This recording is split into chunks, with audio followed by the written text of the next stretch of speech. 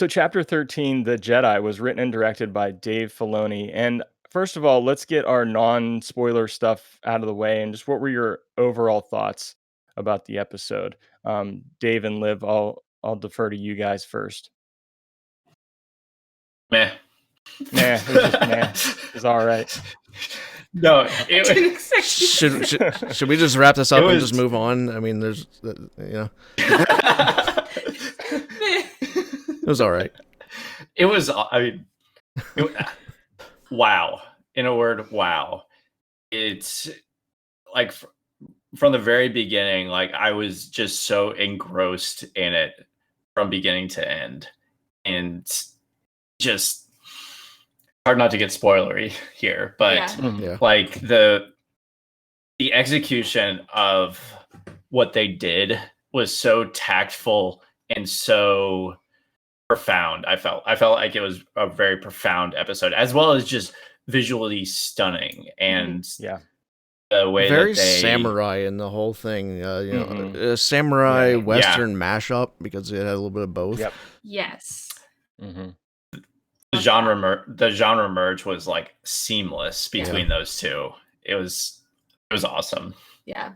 Each week I've been saying, all right, this is my favorite episode of the season thus far. This is my favorite episode. I don't know how they're going to beat this episode for me, because I'm like, all right, there is absolutely no way next week's episode is going to beat this one. This is my favorite episode of the whole season 1 and season 2 thus far. Like, this is the best episode. I think Josh is right there with you. the rest of the things I wanted to say.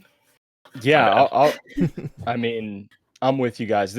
For me, I was on the edge of my seat the whole time. Like Dave said, I was totally engaged in this episode. I was literally, I mean, I was watching this at Adam's last night. Adam, I was leaning forward. I was on the edge of my seat. And this is my favorite episode of this show. For many reasons.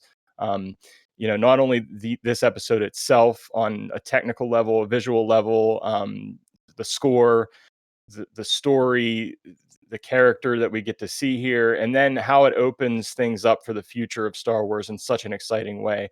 I mean, this got me so excited for the future of Star Wars. So yeah, that's my reaction. It was all right. It was just probably my favorite episode. What about you, Adam? So I loved everything that happened in this episode. I'm going to be a little bit down on some things. I'm still processing some things, actually. But as far as what happened in this episode, how it was all handled, how it was filmed, the shots, like we talked about the genre merge, some of the actors and actresses that are in this, and we'll talk about that a little bit later, were super cool, and I can't wait to talk about one of them in particular. So I loved everything that happened in this episode, but I'm gonna be down on a couple little things here. All right. So speaking of that, let's hit the spoiler warning.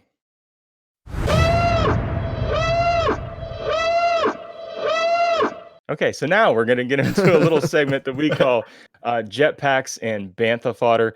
So let's get in. Well, this first one could go either way. So let's just start with live action Ahsoka. This could have been a jetpack, a very high point for some of us, or it might have been a low point for others, which is understandable because of the attachment to this character. And, especially when you're considering Ashley Eckstein and her being the voice of that character for so long. So what did you guys think of live action Ahsoka? Was this a jetpack or was this bantha fodder? For me, it was jetpack for sure. I was so surprised that they opened with Ahsoka. Absolutely. Just right off the bat, they didn't bury her in this episode. Like it opens and you're like, Ahsoka. Yeah, right there. Yeah, right. Which it was just so exciting to see that, and they kind of gradually. What I really liked about them showing Ahsoka is it kind of felt like they gradually started bringing her into a higher light. Like you start off in this very dark and foggy intro, and you start getting a clearer picture of what she looks like. And by the end of the episode, it's like very, very clear of like, this is this is what we created Right. here from a live action standpoint, and I was not disappointed at all. Jetpacks, And jetpacks. I have to say, Dave, that I loved how they used the fog as how yeah. Ahsoka used the fog as a tactic. That whole and ninja she thing was so cool. She would retract her sabers so that she could still be hidden in the fog, you know, after each person that she took out. Like, that was very cool.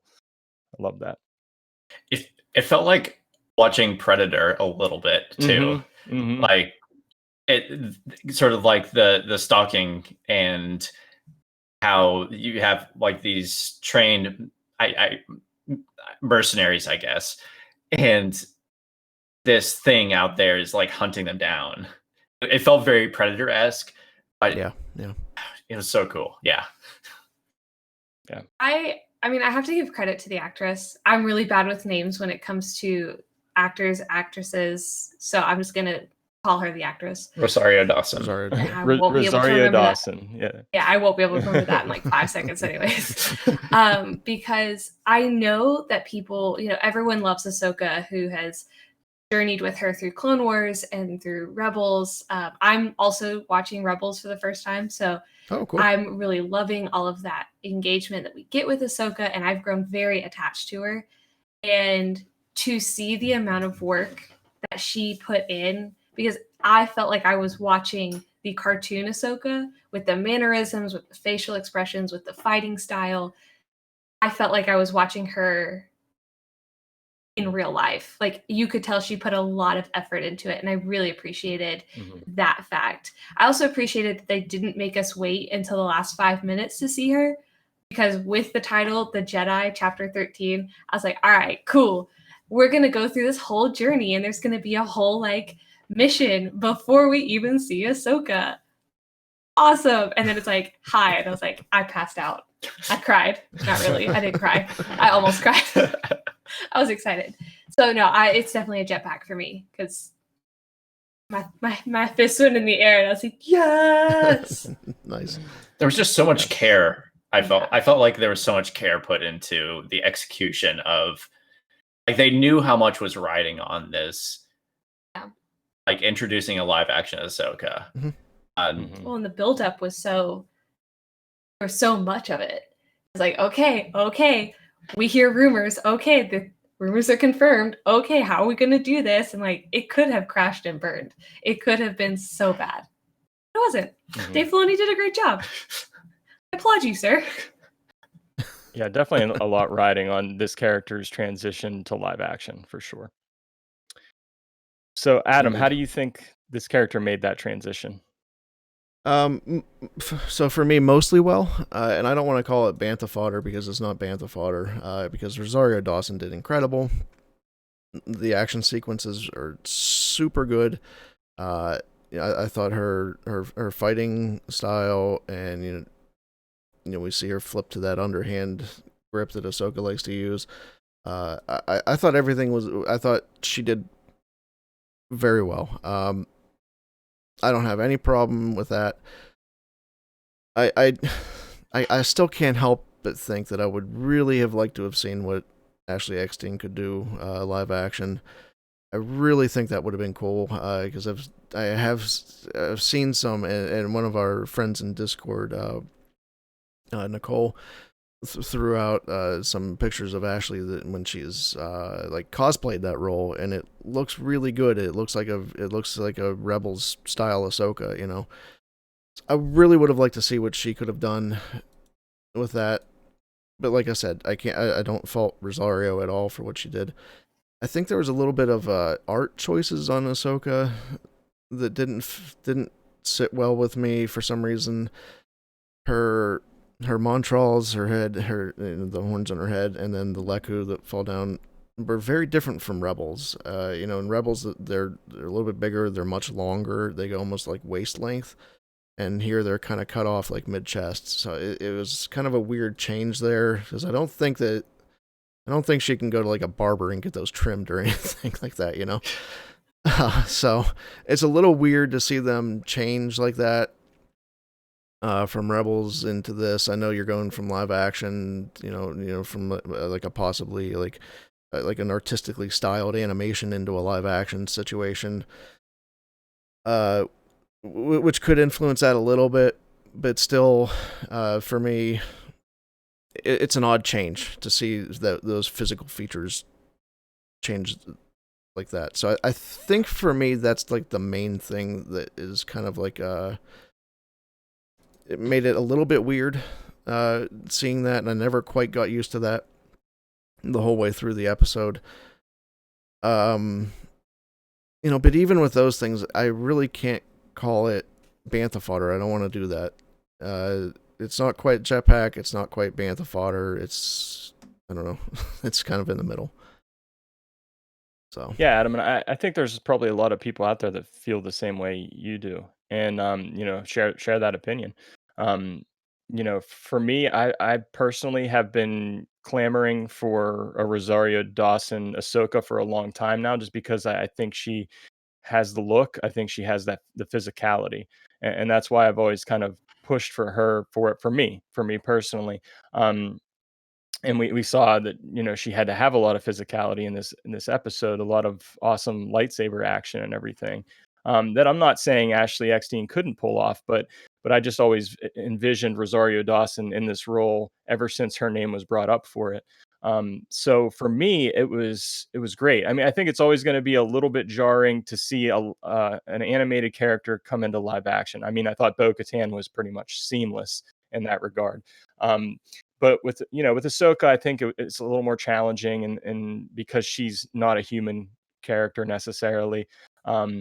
And so, yeah, but I think it was fantastic for me, and I really loved it. But yeah, that's where we land on Ahsoka, and let's continue in some of our possible jetpacks and bantha fodder. I had the shot of Ahsoka holding the child with that planet or moon behind her. I just love that shot. I don't know if that's something that stood out to you guys or not, but for me, that was one of my jetpacks. Just that small moment, and there was a moment. There was a lot of moments that didn't necessarily have dialogue, and we'll get into that more a little bit later. But I just love that moment. Um, and if anybody else had a reaction to that moment, or has any other moments you'd like to share, feel free. I mean, some of the cinematography in that was just incredible. Not necessarily just the planet and stars behind them, but even the planet itself, I thought was very. For me, I mentioned this to you, Josh, last night when we were watching this, but that planet already to me was more imaginative than anything I saw in the sequels. So seeing that live action with the bare trees and those creatures, behind it. I loved that more than anything in episodes 7, 8, and 9. So I think there's some terrific world building. Yeah. I also loved the shot of Ahsoka and the child with the moon in the background. It was very Amblin-esque. In ET when they're like flying next to the moon, and then that's the shot for Amblin, right?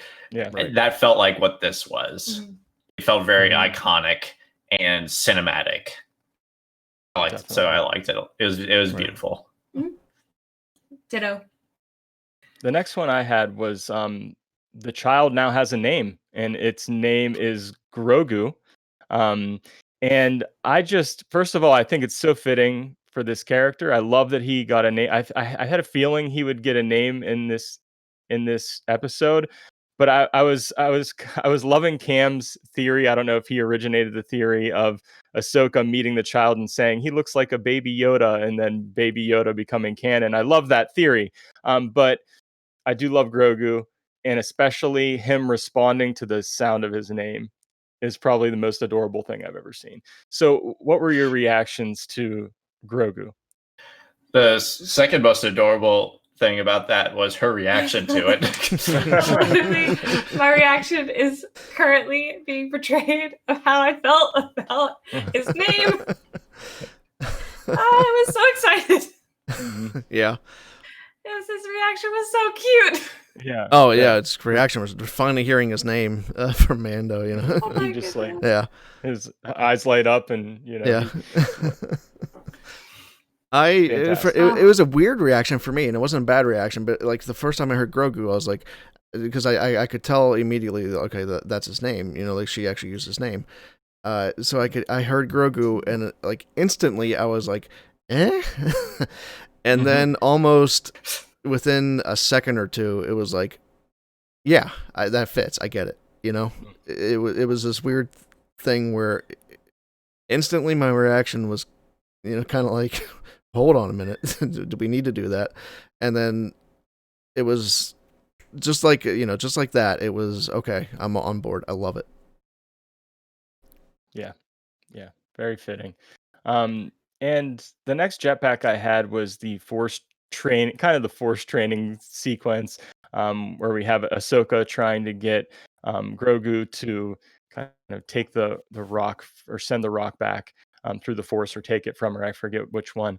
But then kind of passing that on to the Mandalorian, and for him to use that little ball that's on the Knob, top yeah. of that, Mhm. lever, and that being the thing that gets him to use the force, because we've seen the child using the force to maybe get in this season to get food and to get what he wants, not necessarily in any profound way. So I just thought that was very interesting that they used that object. So I feel like any it really thoughts? I feel like it tied in the first season really nicely, and like that connection, and almost gave us that reminder of how much Mando loves the child, Yeah. how much they really care for each other. And I think that also set up really nicely for the almost idea of him and Grogu separating. Um, because there is that moment in the first season where he takes it off and hands it to him. Mhm. So I thought it was a really nice tie-in, and it melted my heart even more. Yeah. My heart was such a puddle at the end of this episode. Yeah, there's a few times this- where we're reminded just how strong that bond is. Ahsoka says it a couple times, and it calls him a father figure even at the end. Mhm. I love this episode so much. I think I cut you off with something there, Dave. You actually said what I was going to say. Like Okay, this cool. episode really solidifies this, Yeah. Mando's place as the child's father figure. Mhm. Mhm. Yeah, because this could have been that episode where they parted ways, where it's like he completed his task, he got the child to the Jedi, um, but it ends up that he's still caring for him and everything. So yeah, definitely a turning point. Um, Another high point for me was definitely the score itself and the work that Ludwig Göransson put into this. There was kind of this, I don't know how to describe it other than there being this moodiness to the score, and it being this very dark, moody, and because of the planet itself being this kind of barren, desolate place. And I noticed also to the cinematography there being kind of these earth tones and this sort of green hue to it that wasn't quite a matrix green hue, but nonetheless it was very, I don't know how else to describe it, but it kind of was in contrast to the fortress, on the inside of the fortress, and kind of the beauty of the garden and everything, and the lushness of that. I thought that was an interesting contrast in the way the cinematography was done. You know what it reminds me? I was watching it and I didn't really say anything about it then, but I'm going back and thinking about it, and actually talking to Natalie and Michelle about. I immediately texted them. I was like, "Hey, please tell me when you see this. We have to talk." um, it gives me a lot of Yoda training Luke vibes. This Yeah, particular yeah, episode, and yeah. that almost that contrast of like Ahsoka getting that opportunity Mhm. to continue the legacy that Yoda had set in and instilled in her to train the same species. Mhm. That's the kind of mood that it gave me. I was like, wow, okay, really feel Star Warsy right now. Even looks like Dagobah a little bit. Mhm. Yeah, Yeah. I loved that. Made me happy. Yeah. The one thing I'll say about the score is, sometimes you have a score that overpowers the scene, where you take more away from the score than the scene. Mhm. And I felt like this was exceptionally well balanced, to where, like, sometimes you didn't even, for me at least, I didn't even realize that I was listening to music, but I was being impacted by it at the same time, because I was so engrossed. The story was top notch, and Mhm. the execution of the story was top notch for me. But then you subtly layer this moody score on top of that, and there, like I said, there were times in this that I didn't even realize I was listening to a score. Right. It was just impacting me. Yeah. Without me knowing it. Right. Impacting is a good way to put that, because there's a couple moments in the score, and not necessarily moody moments, but specifically when Yoda's mentioned, you hear just a couple beats of the Force theme, and then there's a little bit of Ahsoka's theme in there. Those moments just like hit me like really hard, and then like you said, impact. That I hear those things, we hear those things, and I love that those got just a tiny little bit of time there, because it was perfect. It was absolutely perfectly done, perfect timing, everything. So then there's this.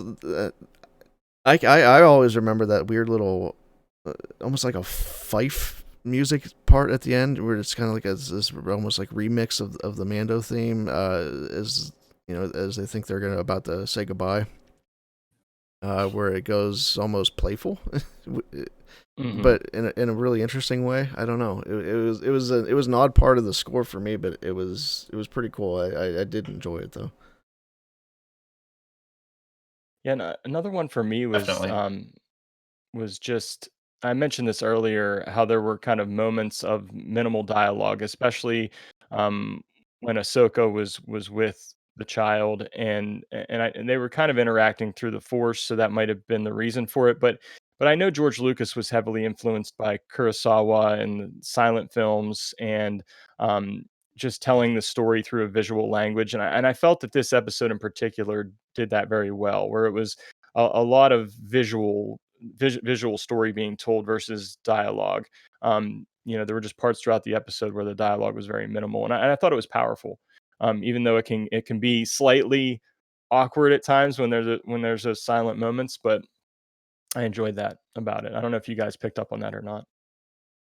Absolutely, and I want to know what Grogu was telling Ahsoka about Din, because she looks over to him a couple times and she smiles a little bit, almost like almost like there's an inside joke happening there. I want to know what he was Yeah. telling her, because Definitely, that'd be interesting. But yeah, and Adam, earlier in the episode, you mentioned too there being a blend of genres. That both the samurai and western slash gunslinger vibes. I mean, we have the showdown at the end where we have Ahsoka facing off with was it the what was her title? The magistrate or something like that. Was that what it was? I don't remember. I But can tell you in like just a second, but yeah, run a fact checked on that one for me. But we had the lightsabers versus the Beskar spear, basically, which was kind of had that samurai feel to it, and then we had Mando kind of facing off in sort of this gunslinger western she actually has a standoff. character named Morgan Elsbeth. Oh, okay. Yeah, I was just looking for I forget what they referred to her as. But yeah, I felt like that whole showdown definitely had samurai slash western vibes to it. Definitely. And real quick, just touching on this real quick here, but I really like that we actually got to see lightsaber against Beskar. Yes. And see, like, Yeah. that was so cool, because I wasn't initially expecting that. Like when Mando initially went to go seek out Ahsoka, and she starts coming at him, and he blocks it with his van braces. Yeah. And I was like, oh yes, this is so metal. Yeah. It was awesome. So cool. Actual metal. Yes. Yes. It was literally metal. Yeah, the contrast of genres, because I mean it makes sense too, right? Because Mando is more of the cowboy type, as his role, and then Ahsoka, I mean, even her blades look like katanas, and the way that she holds them, the way that she wields them, is more katana-esque. So everything fit in very, very well. into each respective genre scene. Mm-hmm.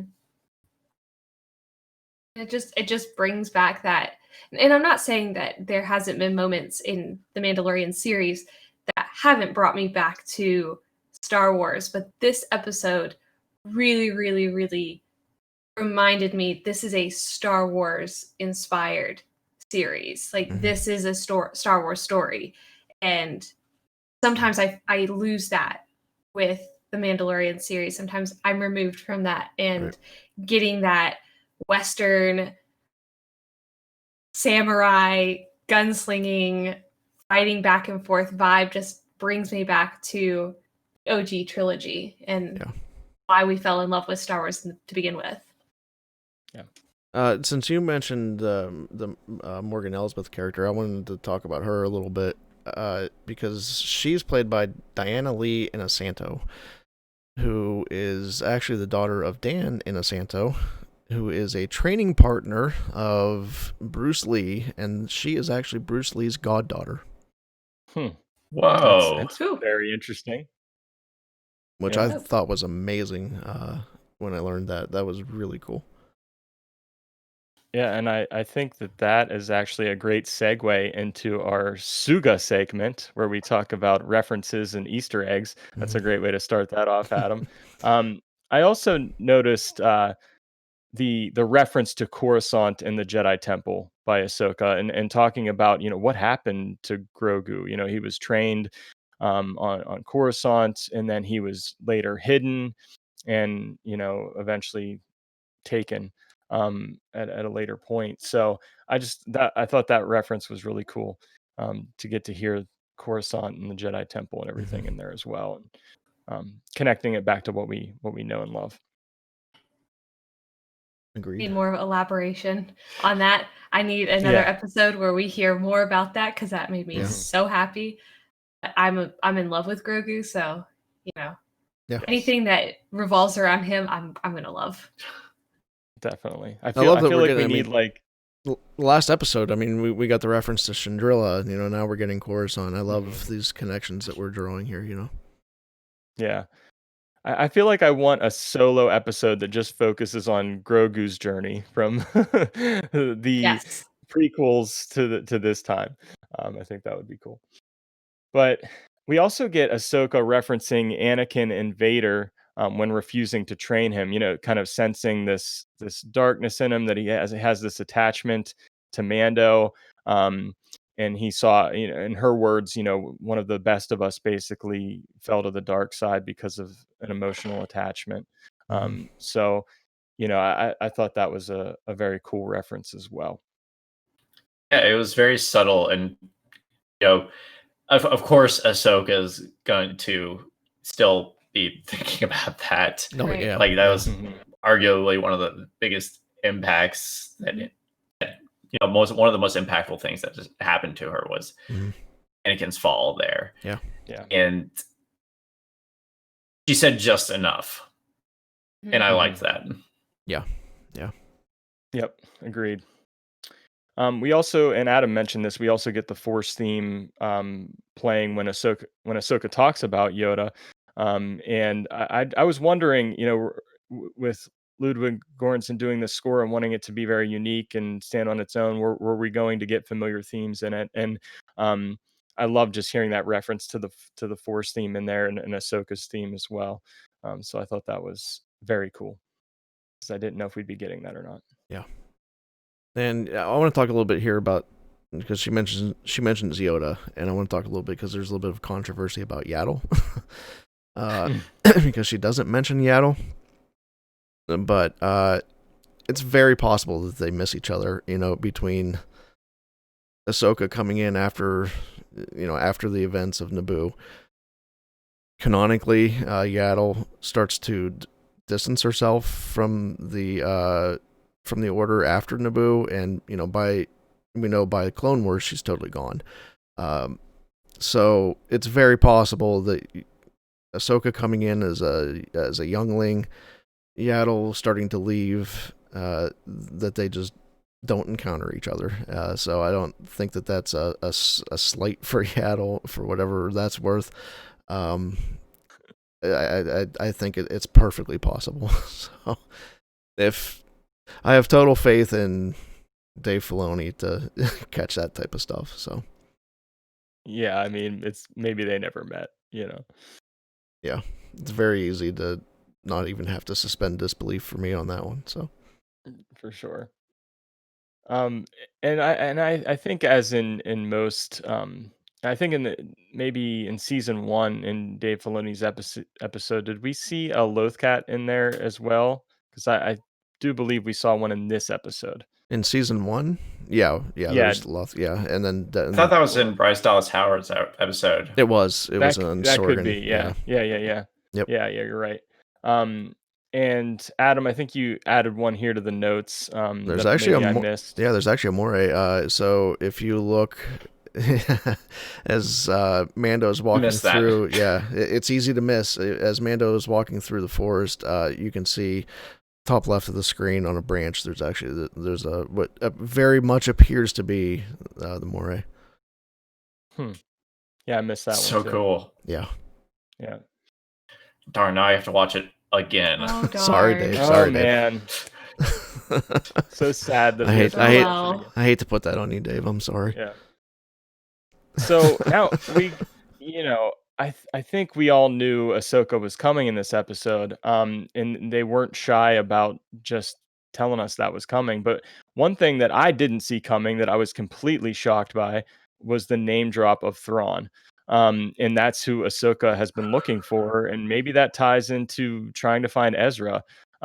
So this blew my mind. I was not expecting that. I was just genuinely surprised by Thrawn being mentioned, and that's why I'm so excited about things going forward and what that could lead to. So, what were your reactions to Thrawn being mentioned?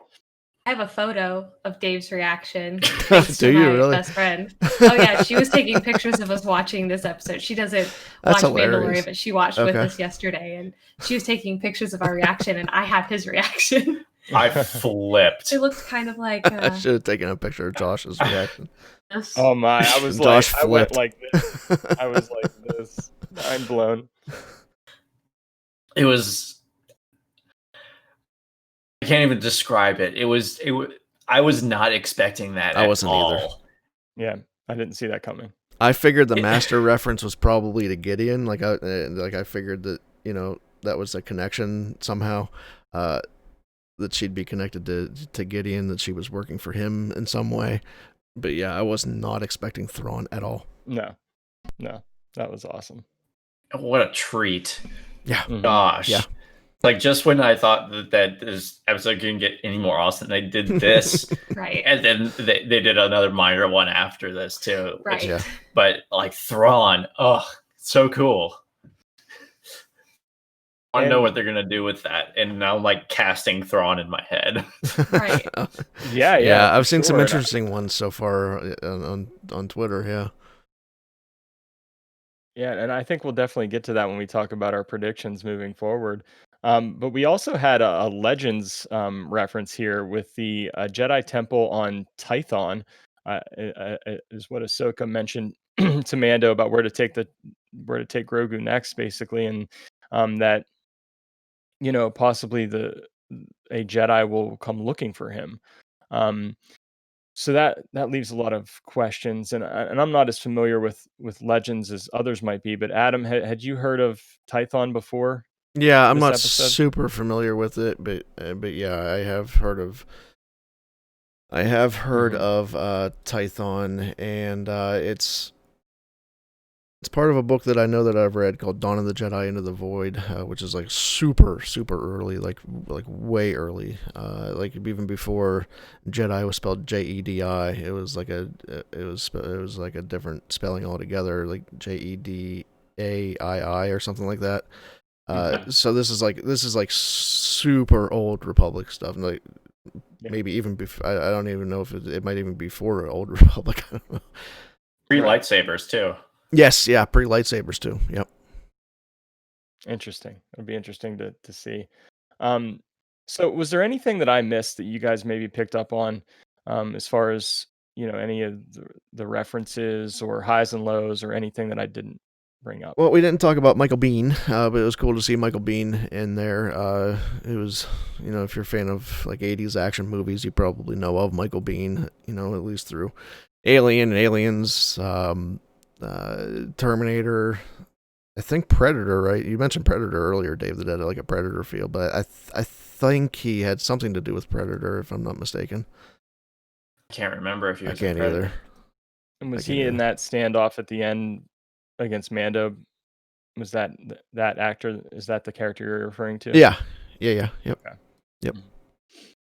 Yep. Gotcha. Yeah, that was Michael Biehn. But yeah, I'm pretty sure he was in. I thought he had something to do with Predator, but I could be wrong. But anyway, that genre of movie, he's Mhm. so. But it was cool to see. It was Anything- cool to see him in Star Wars, and he played a pretty cool part.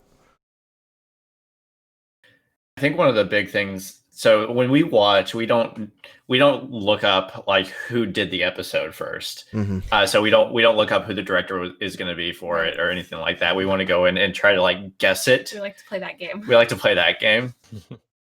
And we were watching this, and it was no surprise when we saw Dave Filoni's name come up. Yeah. Because I feel like, of course Dave's going to do this episode, right? Mhm. Right. Yeah. Ahsoka's his baby. Yeah. Mhm. And it was just so appropriate, and I loved that, and I like that game. I like the game that we played with. Oh, yeah. Yeah. And I don't think any of the other writers or directors would have done a poor job. I just think it wouldn't have had that connection Yeah. and the same feel if Filoni hadn't done it. Yeah. And there was just like it enhanced sort of like this unspoken meaning too, to Mhm. see, you get Ahsoka, and then at the end you see Dave, and you're like, oh, Yeah. Right. very on top. Right. It's the nostalgia of it. Yeah. Absolutely. Yeah, I mean, I feel like two of my very favorite episodes of this series are directed by Dave Filoni. I love Chapter 1, and I absolutely love Chapter 13 as well. So yeah, he was the right guy for the job, and I'm excited to see him write and direct in the future as well. Um, so let's go ahead and get to our overall score for the episode, and we do this by Beskar ingots. So out of 10 plates of Beskar, how many would you give this episode? So Dave and Liv, I'll start with you guys out of 10. So Liv Liv is gives flashing Collective hers. 20. 10. Okay. This is Dave, one of 10 those. as well. 10. This is one of those things that you have to have. Yeah. Yeah. Oh, we have to half it. Sorry. Yeah. Yeah, Give it so- a 5. Well, no. I mean, you can each do 10, but you can't do a collective 20. Oh man. Right. I mean, I'm still in the honeymoon. I'm very much in the honeymoon period. My knee-jerk reaction, of course, is like I'm still writing the awesomeness Mm-hmm. of that first experience. It was yesterday, right? So of course I'm still gonna be like, oh, this was 10 out of 10, easy. Mhm.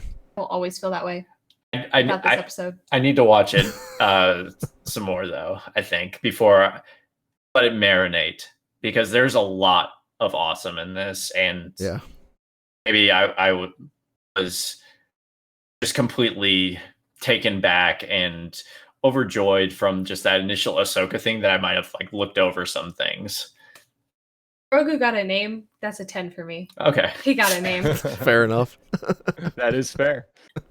So Adam, how about you out of 10? I've done 9 the last few weeks. I don't know. I'm somewhere around there. Maybe 8.5, maybe 9, somewhere in there. Mainly for the reasons I talked about before. Like, I loved everything in this episode. I'm still marinating on some Ahsoka things. So for me, it's somewhere in the 8.5 to 9 range.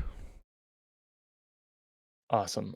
And for me, I think it is not surprising that this is going to be a 10 for me. There are two things that I don't like to do when I'm reviewing. I don't like to review anything unless I've seen it twice. I've seen this episode twice now.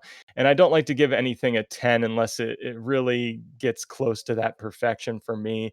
And for me, this was that 10 episode. I don't think I've given any other episode of this show a 10, but this one for me was just probably my favorite episode of the series, and for a lot of different reasons that I already mentioned. So let's get into our last part of this segment with our predictions about where this might be heading next. I mean, we heard about the Jedi Temple on Tython, and even beyond that, in terms of Disney Plus itself and Star Wars itself, we're diving into the Filoni verse at this point, in my opinion. And I think we're going to get some other spin-off series, possibly an Ahsoka series, um, that maybe tells maybe Thrawn's the villain. Maybe we're looking for Ezra and Thrawn is involved. We could get that Boba Fett series still and everything. So, what are your predictions going forward? I don't think it's possible that we're getting a Ahsoka series anymore. I think that's in the books. I think that's definite at this point. And I actually don't think that we'll see Ahsoka in Mandalorian again. I think that is her only episode in this show. And I think that Thrawn line is there simply to set up what her show is going to be. Because of any character that we've seen this season, between Cobb Vanth, between Bo-Katan, things like that, those characters have all been kind of left open to come back. Cobb, Vanth, they talked about hoping their paths cross again. Bo-Katan is looking for that dark saber, which we know Gideon has, so she's definitely gonna, she can easily kind of walk back into the show.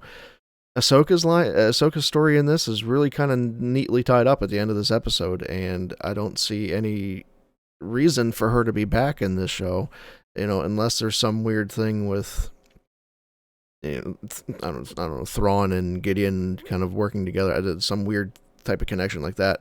I don't really see a reason for her to be back in the show. I think she was, there because Bo-Katan knows her, so they kind of cross paths with Mando because of that. And then I see Ahsoka from here going on a Thrawn mission. She's looking for Thrawn, and that's what I think her show is going to be. And I think it's definite at this point. It did kind of feel like a backdoor pilot a little bit. Yeah. Yeah. I could be completely wrong. So could I, by the way. I could be completely wrong. If I'm not mistaken, though, Tython is actually a planet that you go to in Jedi Outcast with Kyle. Katarn. Yes. And I think, my opinion, my prediction, I think we might see a video game crossover happening in some retrospect, because Jedi Outcast and Jedi Academy happen in the same kind of time period as what we see with Mandalorian, which would be really fun. I would really love that. Yeah, and you're right. I could see that. Yeah, if Kyle Katarn comes back in any I mean, he's kind of way, useless, but it's okay. I would love to see that, though. I would love to see Kyle Katarn back. So, I mean, who wouldn't like to see some video game crossover? We have never, the only time we see that is video games based off of the movies. How wonderful would it be to just have Dave Filoni say, oh, hey, BT dubs, these video games that just got re-released, by the way, have been re-released for certain systems. Yeah, they're canon. They're a part of this. Here we go. I would flip out, and he could be the Jedi that shows up. I would just love to see Kyle Katarn. Yeah, that's back the question. Who is make going Kyle to be Katarn that canon? Yeah, that Jedi. would be so cool. The one thing that I'll add to what you said, Adam, talking about how Ahsoka, this is probably going to be the last time we see Ahsoka, and I agree. I don't know how I'd feel about having another episode with Ahsoka, because she's huge. Yeah. And I feel like if you saturate's not the right word, but you put somebody that big in Mandalorian too many times, it overshadows the Ahsoka show. Right. Yeah. Right. Yeah. Yeah. I am interested in the Mandalorian. I am interested in Din Djarin. I'm invested in his story. Right. And Grago, of course. But and yeah. I would like to see Bo-Katan come back, but I would not like to see Bo-Katan come back too frequently. Like, I would be fine with one more episode with Bo-Katan, but that be it. And then see her show up more if we do get the Ahsoka series, see Bo-Katan show up more in that respect. We love Bo-Katan, we love Ahsoka, we love these big characters. But like Dave, you have to love Mandalorian for Mando, for Grogu, for the characters that we have. Yeah. We can bring Kyle in. That's fine. Yeah, I mean, it feels fine for one episode to have Ahsoka show up. I don't think like you said, that doesn't overshadow anything. It's still the Mando show. It's so for one episode having Ahsoka there, it's great. All for it. Let's do it.